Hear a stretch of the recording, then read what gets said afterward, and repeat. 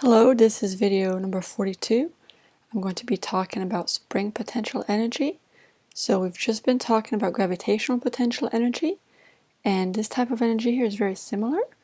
But before we can talk about it, we need to talk about the spring force.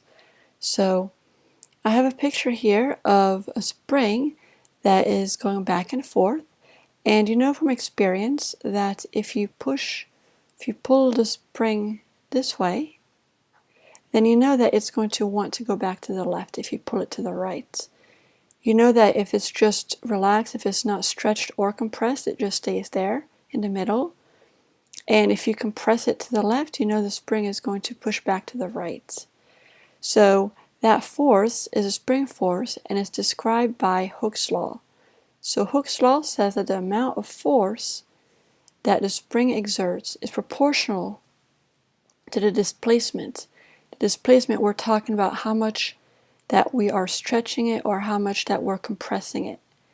So Fs equals negative kx. So the spring force equals negative kx. K is a spring constant, measures the stiffness of the spring, so it's just a property of the spring. You're usually given the spring constant, so the higher the K, that means the more stiff the spring is. Think of a spring where a spring could be like this, or if you've dealt with springs, if you've played with them a little bit, sometimes they're a little thicker. Fortunately, I can't do a thicker writing with this, but you can just imagine if it's a thicker spring, then it's harder to stretch and compress, and you know that if you do compress it, that it's going to push back on you harder. So it means this would have a higher spring constant here than the other one.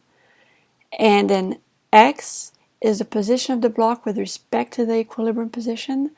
So we're just talking about how much that we are compressing or stretching the spring. If we're not stretching or compressing it, right here you can see x equals 0 on this dotted line.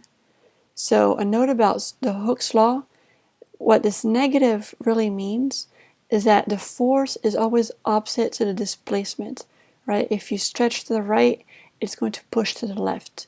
That's really the only thing that you need to worry about as far as the negative sign, that it's there to give you the direction of the force. So now we're ready to talk about energy. So we said, and I'm going to make relationships with the gravitational potential energy. With the gravitational potential energy, we said if we have an object and we give it some height above the ground, it's going to store that potential energy. Well, very similar with a spring. If you stretch or compress the spring, that's what we mean by deformed here. If you stretch or compress a spring, it's going to store energy. So as long as x is not equal 0, as long as it's not just sitting there in the equilibrium position, then it's going to store that energy. That amount of energy, PES, the spring potential energy, is going to be equal to 1/2 kx squared. So that means that the more that you stretch or compress it, you can see in this picture here, this is the equilibrium position. So this top picture has been compressed to the left by this distance x. Well, you know that the more that you compress it, the more that it wants to go back the opposite way. So the more energy that it's going to store. Just like your ball, the higher that you bring it, the more potential energy it has. And so the unit for energy is going to be the joule. It's going to be a scalar like all of the energies we've talked about. Then I just made a note here that the spring potential energy can be converted into other forms of energy. This is just like your potential energy. When you gave it potential energy, if you let go, it's going to fall down, convert to kinetic. Same thing with the spring. If you compress it, it's going to go back the other way, start moving, convert it to kinetic. So I just wanted you to be able to see that relationship. So now we have to relate this to work, just like we did with gravitational potential energy. So the spring force is another one of the special forces like gravity. It's a conservative force, and so that means it's going to reduce the energy. Remember the gravity? We said that when gravity does work on this ball to make it fall down, well, it reduces the potential energy. It had some height here, it has some energy mgy. Gravity pulled it down so that now the gravitational potential energy was 0. Well, the spring does the same thing. So ignore these arrows for a little bit here, but if you're compressing your spring, right, so I can just draw right here, you're compressing it. So it used to be in the equilibrium position, so my dotted line is my equilibrium position. So now it got compressed.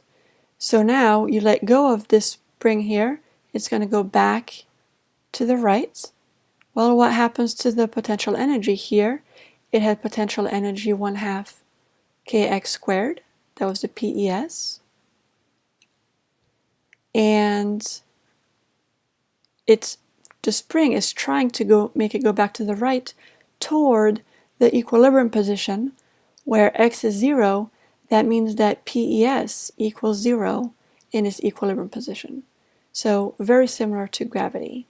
So the work done by the spring equals the initial potential energy minus the final, so the negative change in potential energy, and this just tells us that it acts to reduce the potential energy. And so the last thing related to this here is, well, what if you do external work?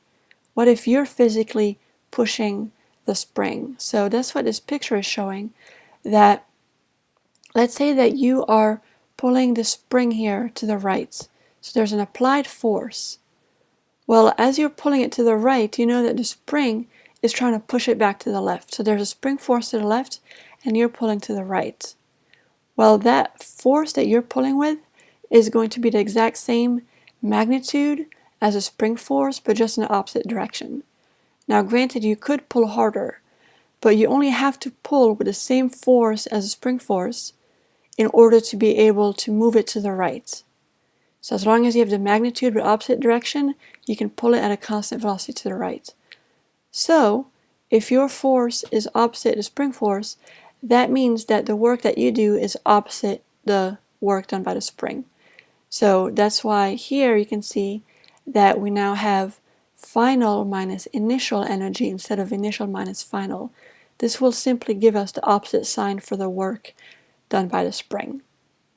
So the important note about this, because I know this is not the most fun stuff right here, but the important note here is that when you're talking about how much work is done by a spring or when you're pulling a spring, that force, whether it's a spring force or the applied force, is not constant, because the spring force is not constant. Remember, the spring force is negative kx, right? It's not constant.